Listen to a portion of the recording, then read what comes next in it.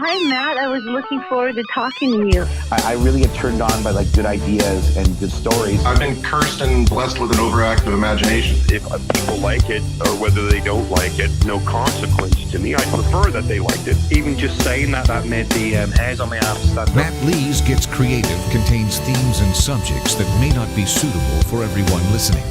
If you're easily offended, we suggest that you get your podcast on elsewhere.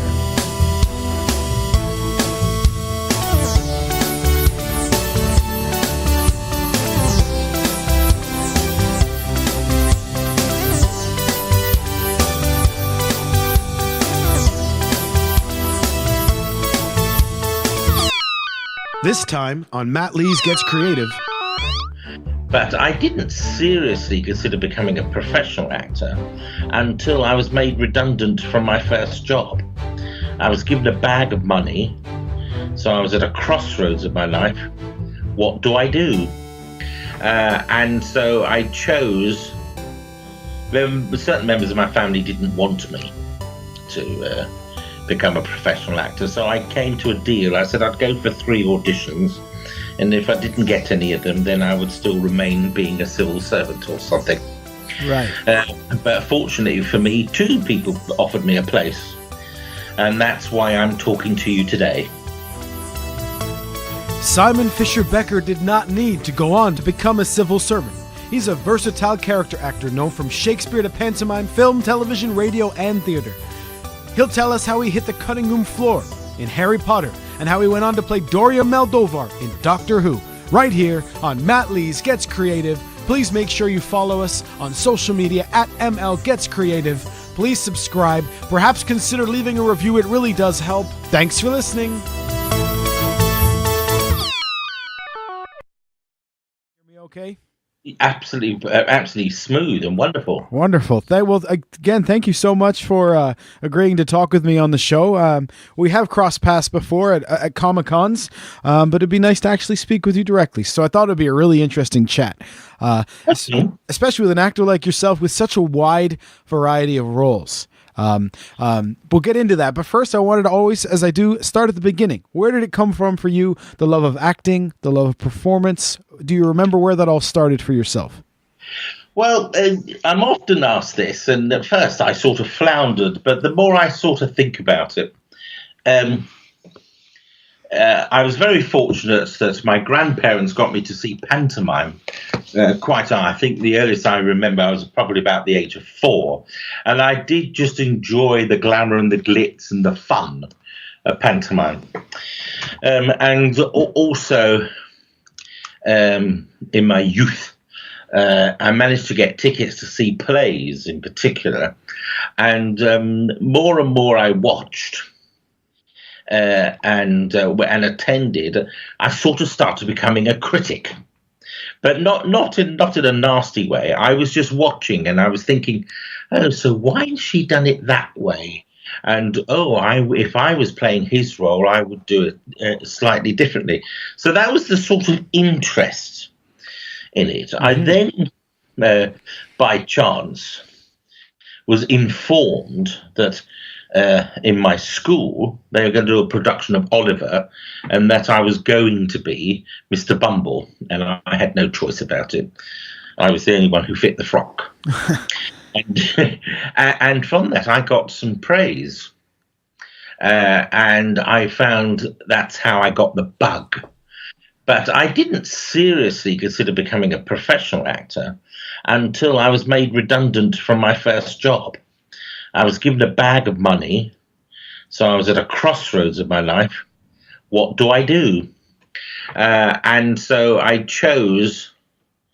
Certain members of my family didn't want me to become a professional actor, so I came to a deal. I said I'd go for 3 auditions, and if I didn't get any of them, then I would still remain being a civil servant or something.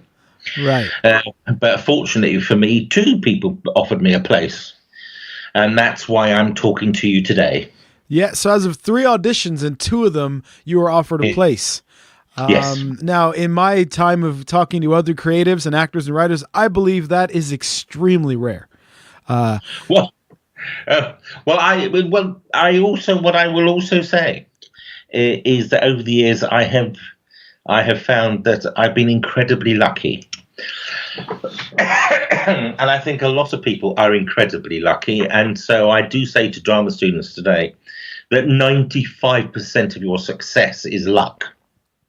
You just happen to be in the right place at the right time. Now, why these two colleges offered me a place, I don't really know. If they told me, I can't remember. But they obviously felt I could be, what's the word?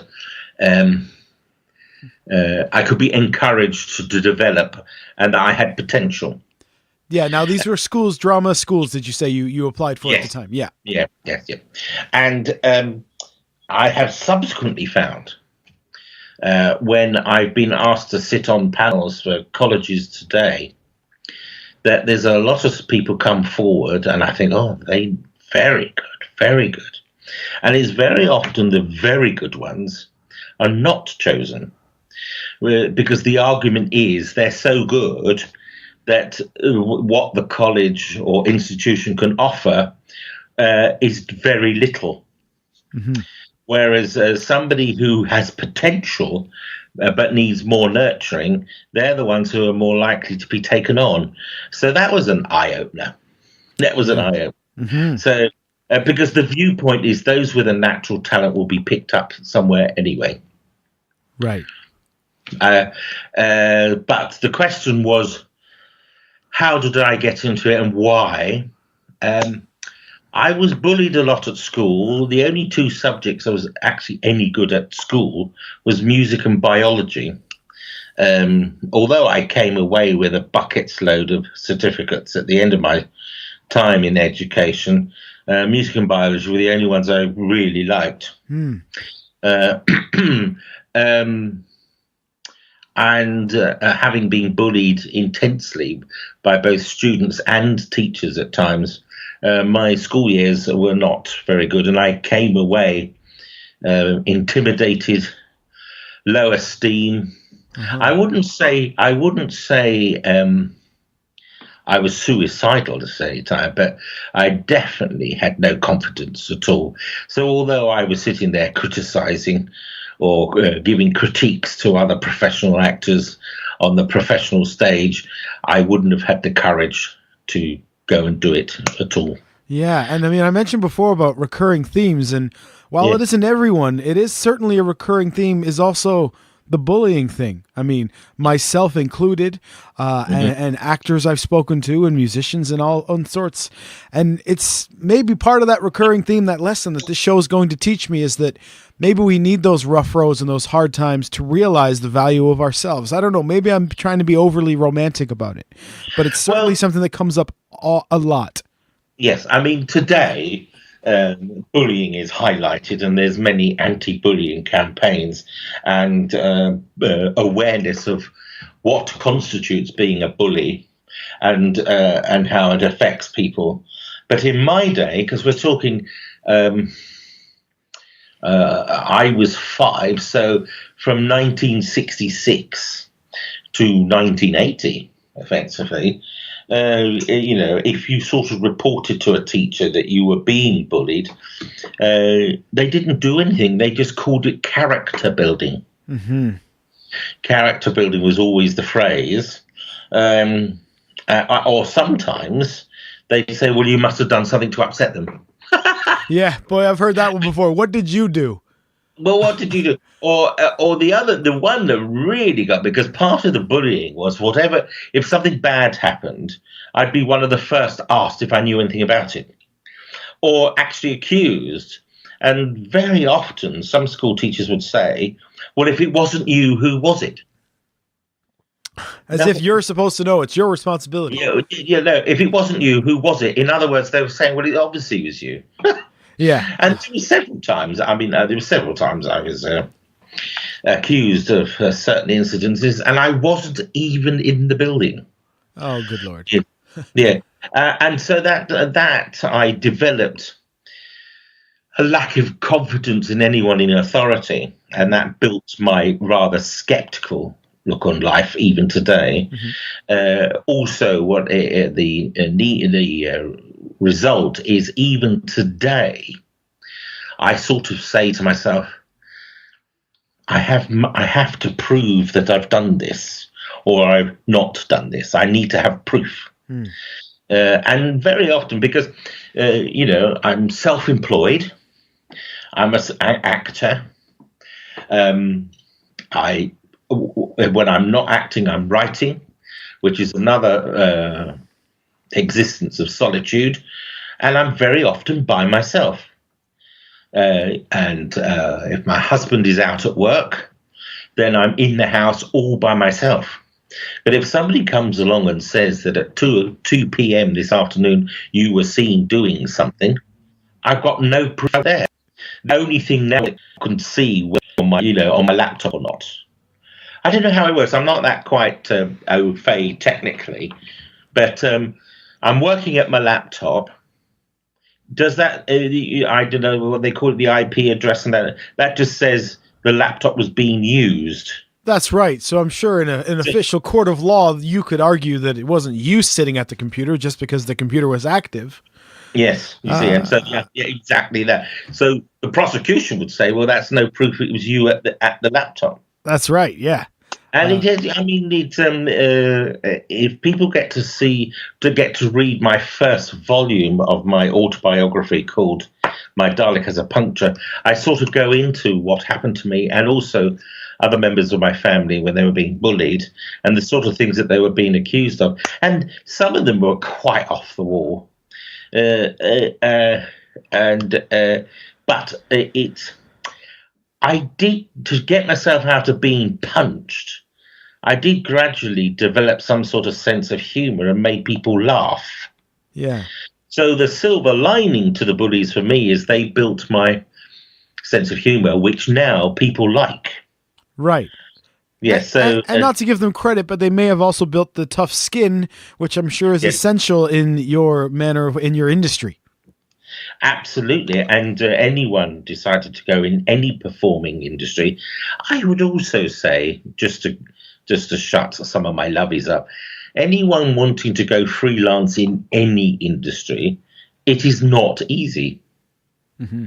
Well, it's not easy, and you have to build tough skin anyway. That in reality is life. Yeah. Some people appear to may have it much more easy than others, but when the bullying actually extends into becoming physical violence, then that's when things have to change. Yeah. And the story that I tell people, well, the main story, the reason I ended up in Doctor Who is because I was bullied. And I was bullied because at the time, this is 2009, at the beginning of 2009, there was lots of publicity, lots of articles in newspapers and on the television and radio that fat people are going to bankrupt the NHS. And they're going to be responsible for the downfall of lots of companies because of their size.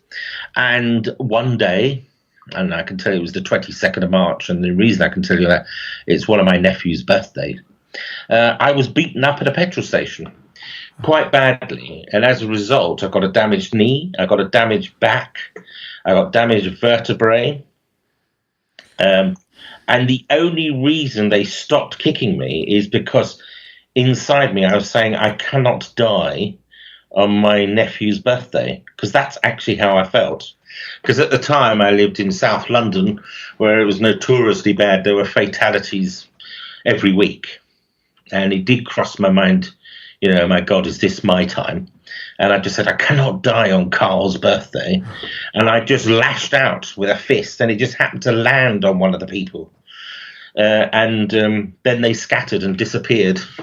Well, I mean, on behalf of society, I'm so sorry that you had to endure that. The world's a horrendous place sometimes. Yeah, but so the whole of that year I was recovering. Yeah. And as a result, I didn't do pantomime. I would normally I'd done 23 pantomimes up to then, and I would have normally been doing pantomime. But because I wasn't doing pantomime, I was available for the audition for Dorian Right. in Doctor Who. So the silver lining is that there's part of me that wants to meet my aggressors and thank them. Yes, because that led to the fantastic journey. So much more, and to doing things like this with you, which is wonderful for me as well. And it can. I mean, these sort of conversations can sound very upsetting, and they are. But I always said that if I had some sort of celebrity status, as I suppose I must have now, that I would always help other students who want to come into the profession. But I would also try and meet up with other groups and encourage them that things aren't so bad. And it is very much how you react to a situation. Yeah. I mean, I did go into a deep doom and gloom when I was first attacked. And I'd sort of do the "oh woe is me, my life is gone" and nothing. And Tony, who's my husband, just kept on saying to me, "Well, what are you going to do about it?" And he just kept on like a parrot. What are you going to do about it? And at the end of the day, even if it's just as simple as picking up a phone and saying, "I'm in a dark, dark place. I need some help to get out." Yeah, you have to make the first move. Mm-hmm. Yeah. And also what I've learned is those who try and help, the vast majority have no idea. Even the experts at times argue amongst themselves. But it's just taking it a day at a time. And of course, for me personally, I was a huge fan of Doctor Who. So to have landed a role that initially was only going to be the one episode with Dr. Song, and then I came back, that was fantastic. And as a result, I've got to do many more things, travel the world. It's extraordinary. And some of my really good friends are now people that were in Doctor Who when I was age 6. Yeah. And also some people I really respected. And it is very curious. Ian McNeice, for example, who played Winston Churchill in Doctor Who and plays Bert Large in Doc Martin, I used to respect him. And I used to think to myself, well, if I could get the sort of work that he gets, I'd be very happy. And now we're very buddy. And that's wonderful. And I still feel a bit odd about it.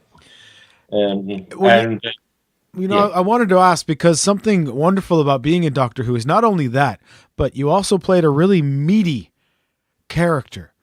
Dorian had a lot of dialogue, a lot of really cool lines that you hear in trailers sometimes cut under the really cool music. A specific moment where he's asking him, he's hinting at his name, is one that comes to mind. So not only do you get a role in this great show, but also not just do you see the guy over there by the tree in the back by the TARDIS? That's me. You have a real fantastic role. That must have been a fantastic experience as well. Is it intimidating at all to go into something like Doctor Who in that position and think, all right, this is it, go time? Initially, the first episode, the Pandorica opens, I was terrified.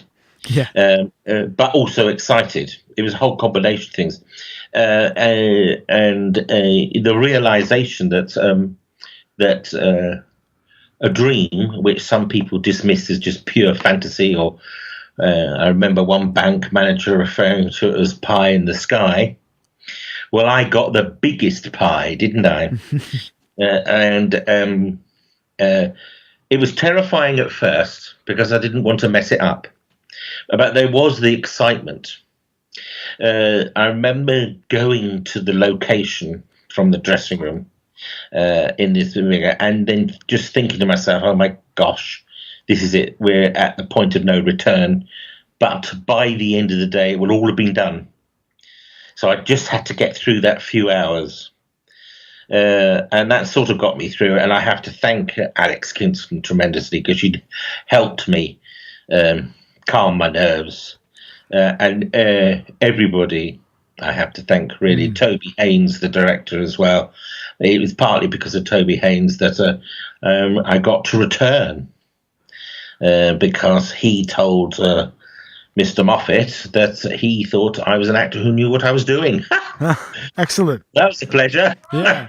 How early into the process? How early in the process did you know they were going to paint you blue? Oh, I knew from the start, because when I did the audition, the script they sent me to learn said set homage to Star Wars, and Dorim, large blue man, think Sydney Greenstreet. Fantastic. And that was it. So it said it all. So it was all there. And I say to any writers, to help actors keep the direction and description of what you want as brief as possible in short sentences, because particularly when we're a visiting artist, we're all a little nervous initially.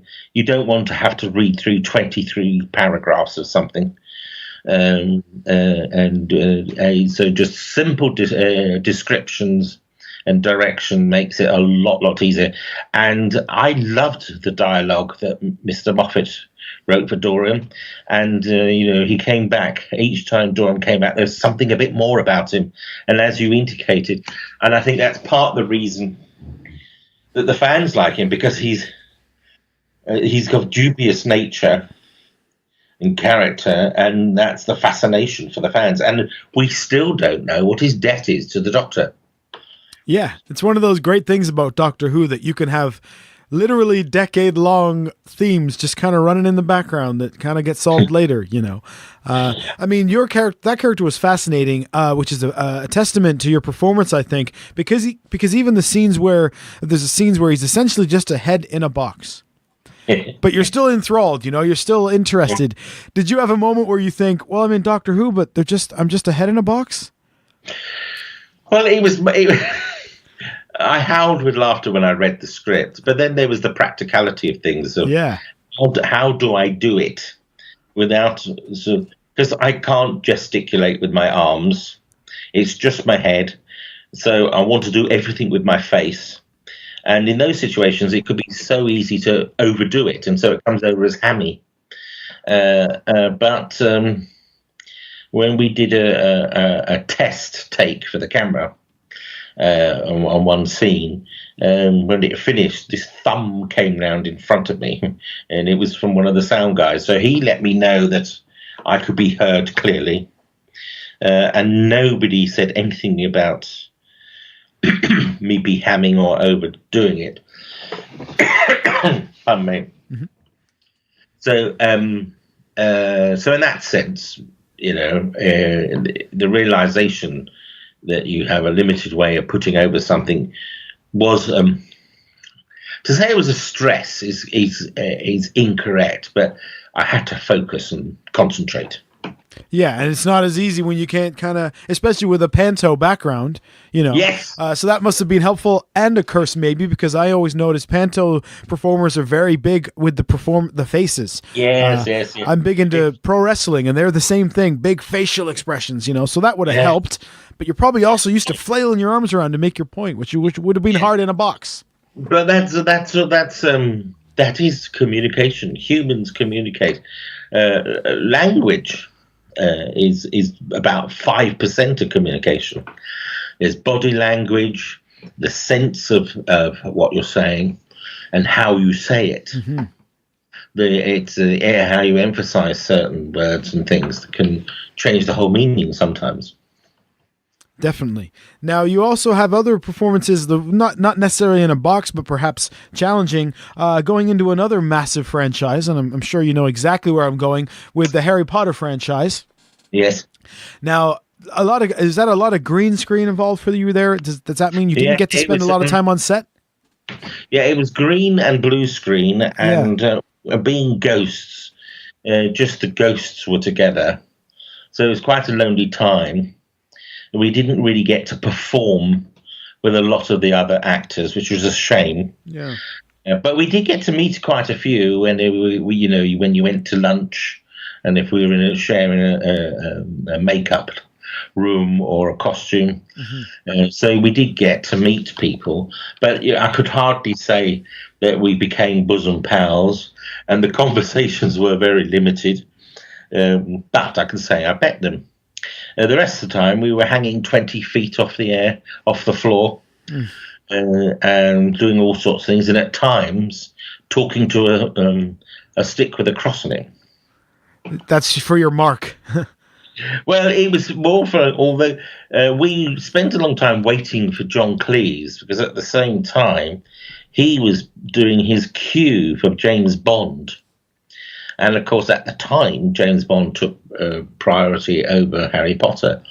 And so the rest of us just got on and did different things. We did a lot of generic stuff so that we could be slotted into any scene. Mm-hmm.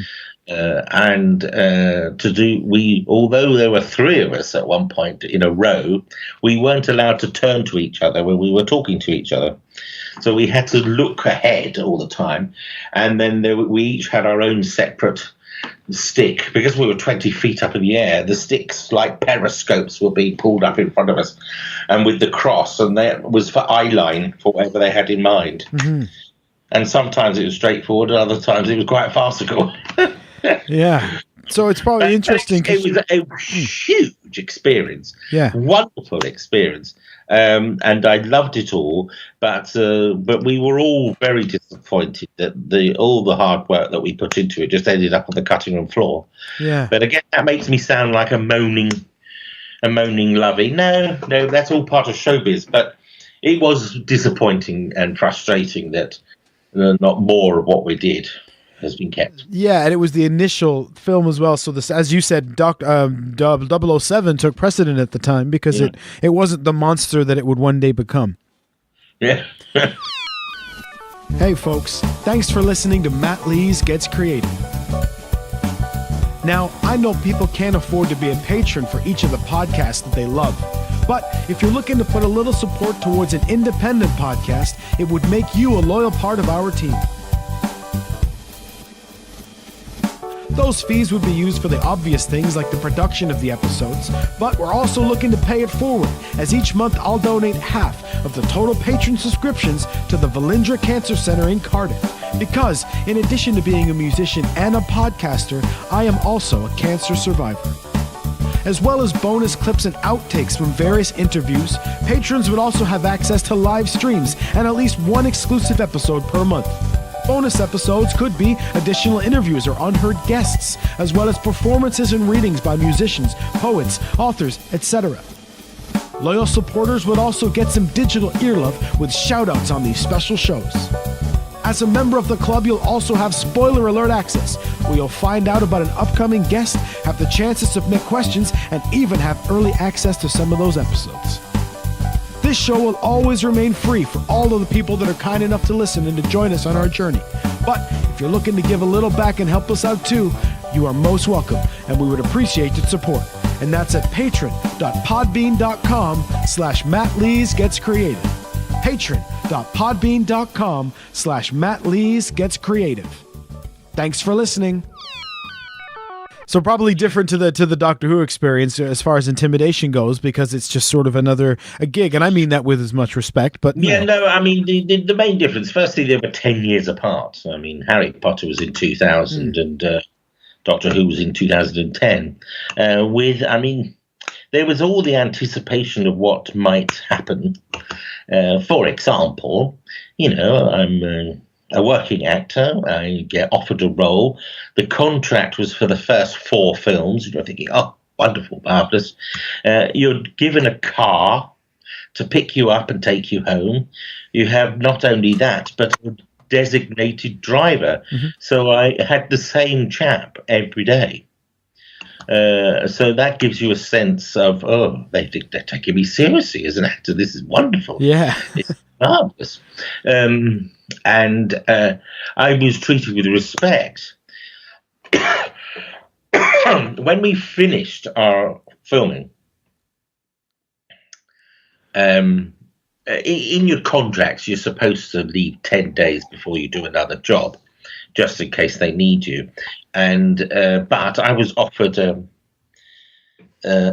worldwide commercial to film, and I would have to fly out on the last day that they called me back. because I'd finished my stint, and then literally about a week later, we were called back for something or other. And on the last day, I needed to fly out to Mallorca. Right. And this is where I fell foul of my agent, because my agent at the time wanted me to do the commercial. She took the view that, the job with Harry Potter had finished. And so I said, but they've called me back and blah, blah, blah, blah, blah. And she used this phrase, bottom line is you're going to Mallorca. In other words, she wasn't going to do anything to help me out of the situation. So I broke a golden rule. I contacted the producers of both the commercial and Harry Potter and put my case. I said, this is my situation.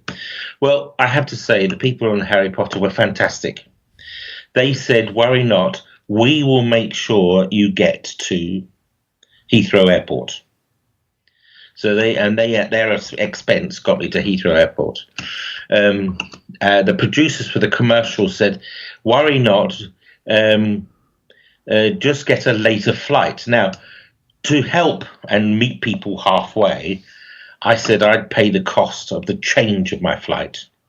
So I paid the cost for the change of my flight, and it turned out in the end it was the last flight to Mallorca, so I couldn't miss it.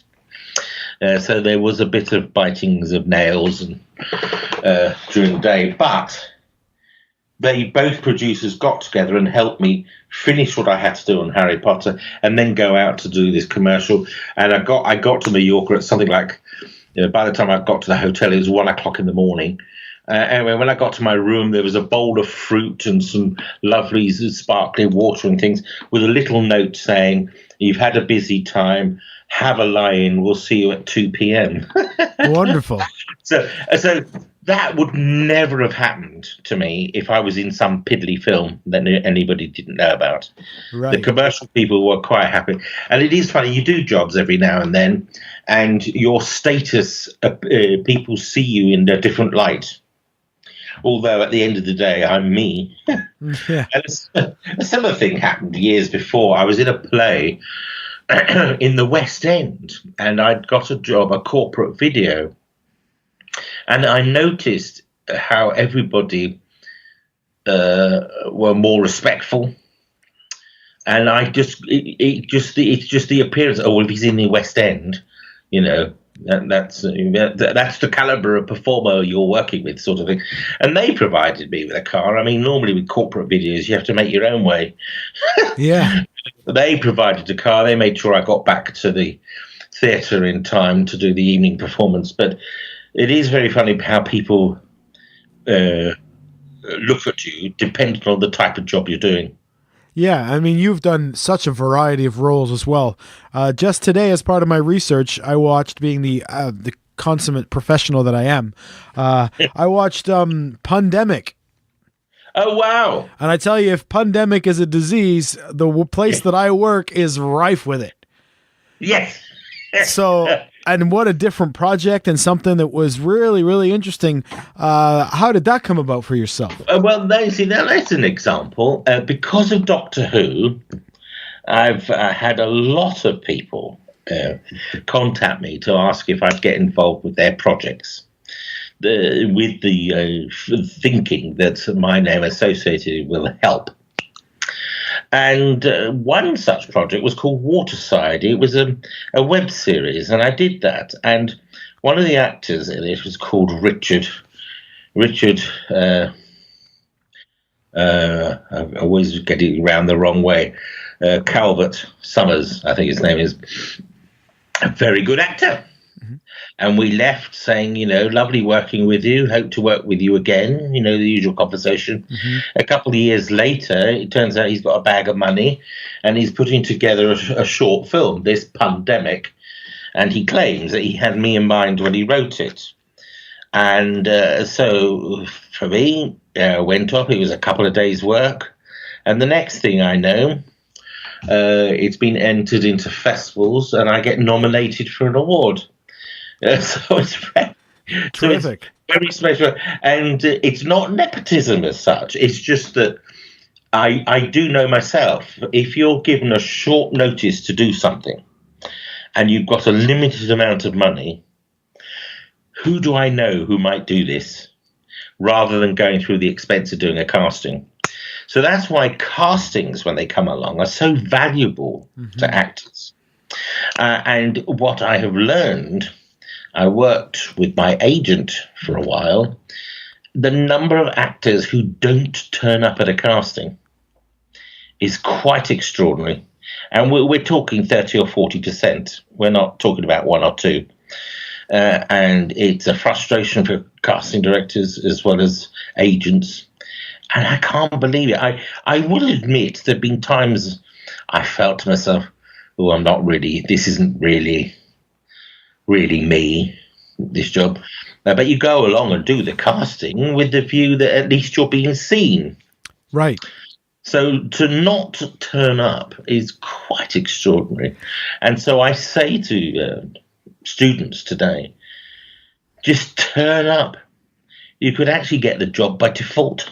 Oh, absolutely. I know that sounds dismissive, and in some people's eyes it could be offensive, but the number of times, particularly with photographic work, the number of times I've got a job because they happen to like the trousers I was wearing or the tie, you'd be very surprised. Yeah, I mean, the sports analogy would be you miss 100% of the shots you don't take.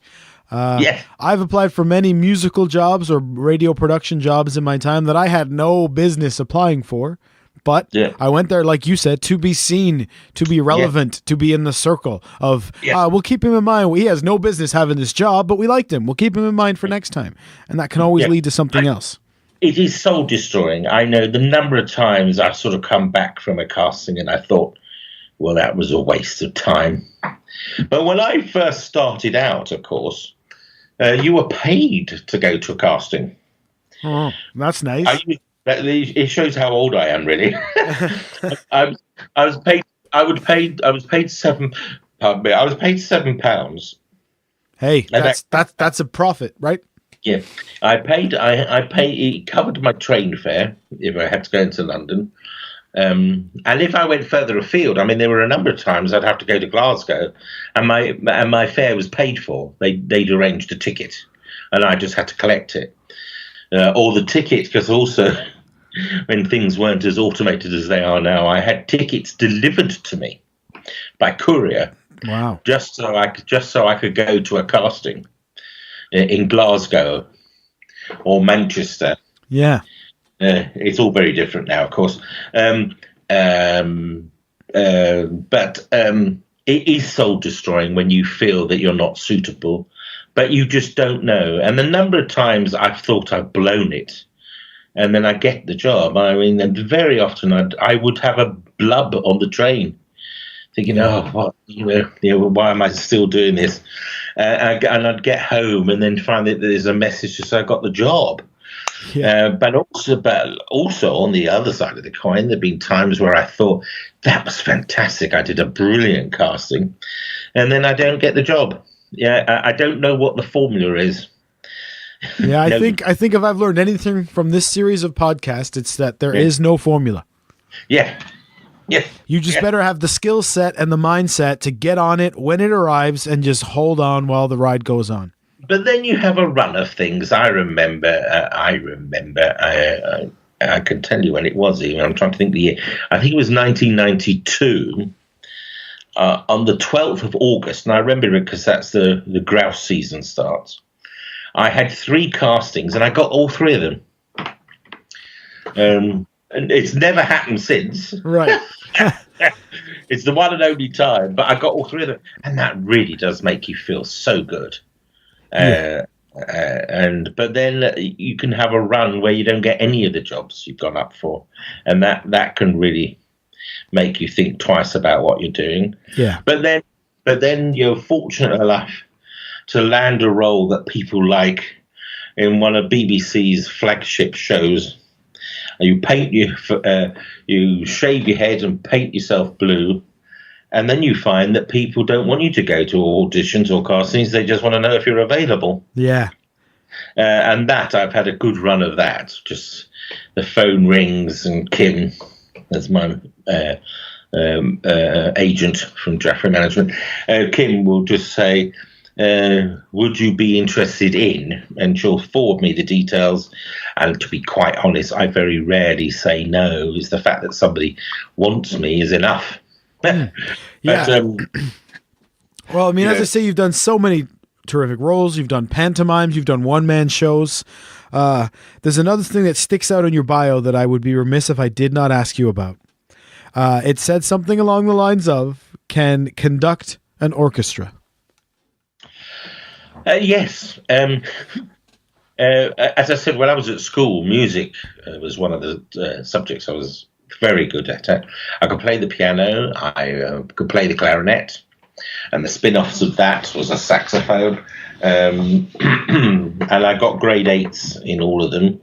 But when at school, I was asked to take a couple of band rehearsals initially, which I did, and I found I could do it. And at a certain level, people followed me. You know, they took on board what I was saying. And then in my borough, I lived in London, in the London borough of Hillingdon. There was a music school that was held every Saturday morning. And so we had a borough orchestra. And one year, there was the Zeebrugge disaster, where a ferry turned over in the Thames. And amongst the victims were members of the school. And one of the violin teacher's son, he died as well. And so I found that students were asking me, because by that time I'd left the school, but I stayed on as an assistant warden. So they asked me if I would help put together a scratch orchestra initially, to raise monies for the Zeebrugge Disaster Fund.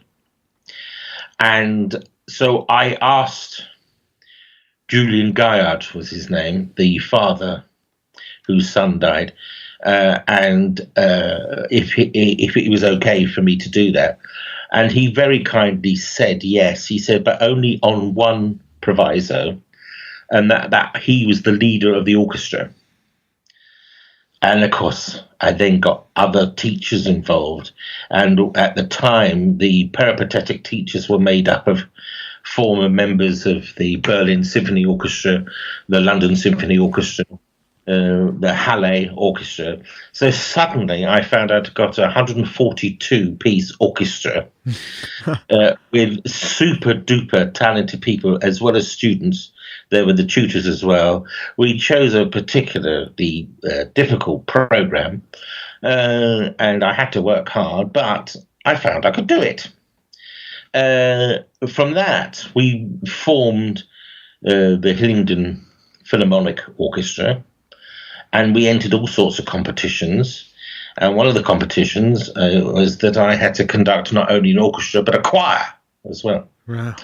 So I did that for a while, and I thoroughly enjoyed it. But I sort of, life moves on, and I don't do it so much now. But to put on my special skills as an actor, if in a role I had to conduct a symphony orchestra, I could do it. And I think people would notice that you could do it correctly, because I always notice if there's a guy on TV pretending to play the guitar. And I always thoroughly appreciate when they're playing the real chords. So it'd be something, So again, that's an example of something that just evolved. It was never planned. Yeah. It seems like you've gone on, as I said, you've got on this ride. You just kind of, you jumped on, you held on tight, you had the skills and the mindset when they were necessary and when they were needed. And you've had a terrific ride. So, you've hit the nail on the head there. You see, I said earlier how, most of the time everything's luck, and it is true, but to help the luck along, be prepared. That's right. So work on your skills. Yes, you don't want to get caught out. Yeah. Because then you don't get to, it's not fair to complain you didn't get the chance if you weren't ready for the chance, I suppose. Well, actually, I should refine that. Really. Work on your craft. And the difference is, particularly with television, nowadays, especially if you're a visiting artist, there's very little rehearsal, to be honest. You turn up and and you just meet the other actors who are in the same scene as you, and whilst you're waiting for all sorts of technology to sort of put itself right, you just do quick word runs, and that's it. And then it's lights, camera, action. Yeah, and really, so you build your craft, and then the skill is being able to access it quickly. That's right. Well, writer, performer, conductor of both orchestras and choirs. Do you have a favorite piece of it, or are you so happy that it's all there? If that's I could probably worded that question better, but do you have a favorite piece of the wonderful things that you get to do? Oh, it's whatever I'm doing at the time, because I do enjoy writing. Now, my English teacher will be spinning in her grave, because she thought I would amount to nothing. And and not only did she think that, but she sort of announced it to the class at the time. Oh, I had a mean old music teacher just like that, sir. So yeah. we are. So what I say to people now is, this is what nothing looks like. So you just had to take it on the chin. But yes, I do enjoy writing, and some of the writing is just little articles for different things to do with charities, and nothing to do with acting at all. But then when I'm performing, I know it's exactly what I do. It's, this is what I do. I'm at my happiest. Right. And I enjoy developing something. One thing I miss with film and television, as I said earlier, is rehearsal, because one of the best things when you're in a play and in pantomime is rehearsal. Yeah, is having a blank canvas, and particularly if you're working on a new play or a new work, you will be the first actor to perform a certain character. The excitement that you are potentially going to develop a character that people will either copy or develop further. It's very exciting indeed. So it's whatever I'm doing at the time. Yeah. I know that sounds like a fop out, but it's absolutely true. Of course. I mean, as a musician, my favorite song is always the most recent one that I wrote. So I sort of know exactly what you mean. Yeah. And I mean, thoroughly enjoying our conversation now. And it's nice to have a conversation. And you're doing it so well that I can't work out if you've got a list of questions or not. No, definitely not. I always do worse when I write things down. Yeah, because so often people have got their 10 questions to ask, so they don't actually listen to what you're saying, and then the conversation doesn't really develop. But this is fun. Oh, I'm really glad to hear that. I mean, you've shared a lot about your teachings and things, and I had an early radio broadcasting teacher who told me that nobody's listening to it for you. Nobody cares what you have to say. Let the guest tell their stories and just fill in if they leave you enough space. And I've always tried to maintain that, even though I learned it 25 years ago or whatever it was, 20 years ago. Yeah. Especially hosting panels, if you're hosting a panel with 4 or 5 wonderful actors or performers, nobody cares what the ginger guy with the Canadian accent has to say. It's more about the interesting guests. Very true. Now, so I want to thank you so much for joining me. As you said, it's been an absolute pleasure. How do people keep in touch? How do they follow you on all the... I know you said you're not a techno guru, but you are on all the social medias that people to follow you? Yes, I'm on Facebook. I'm on Twitter. And I have my own website, which is Fisher-Becker.info. Great. Yeah, and that's the best way for everyone to keep in touch, to keep an eye on what your next project is. If you're a Facebook friend, when I'm doing things, I tend to use Facebook more for letting people know what's going on. I occasionally will put something provocative up just to stimulate conversation.